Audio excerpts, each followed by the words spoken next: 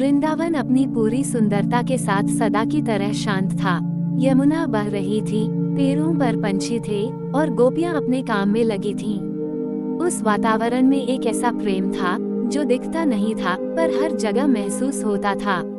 राधा और कृष्ण का प्रेम किसी घोषणा का मोहताज नहीं था।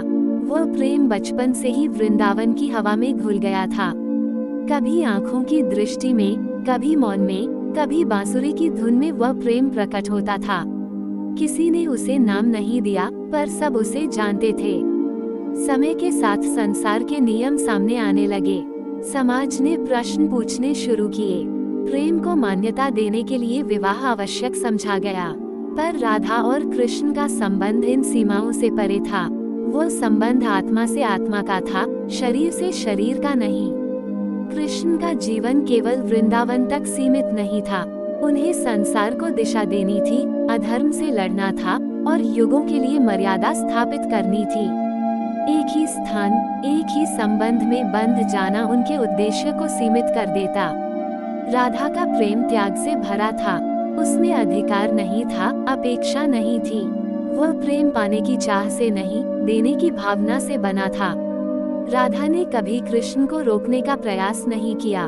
उनका प्रेम स्वतंत्र था, बंधनहीन था। विवाह एक सामाजिक व्यवस्था है जो जिम्मेदारियां तय करती है। पर राधा और कृष्ण का प्रेम जिम्मेदारी नहीं, चेतना था। अगर विवाह होता तो वह प्रेम एक घर, एक नाम और एक पहचान तक सीमित हो जाता। कृष्ण को हर हृदय का होना था। उन्हें हर युग में प्रेम का अर्थ समझाना था। राधा का प्रेम इस उद्देश्य को समझता था, इसलिए वह मौन में भी पूर्ण था। समय बीतता गया, कृष्ण द्वारका चले गए, राधा वृंदावन में रही। दूरी बढ़ी पर प्रेम कम नहीं हुआ। ये प्रेम मिलन से नहीं, अनुभूति से जीवित था। लोगों ने इतिहास में विवाहों को याद रखा पर प्रेम का नाम राधा और कृष्ण के साथ ही लिया, क्योंकि यह प्रेम किसी नियम से नहीं बंधा था। राधा कृष्ण की पत्नी नहीं बनी पर उनके अस्तित्व का आधार बनी। कृष्ण राधा के साथ नहीं रहे पर उनकी आत्मा में बसे रहे। यही कारण था कि इस प्रेम को विवाह की आवश्यकता नहीं पड़ी। यही कारण था कि यह प्रेम आज भी अमर है।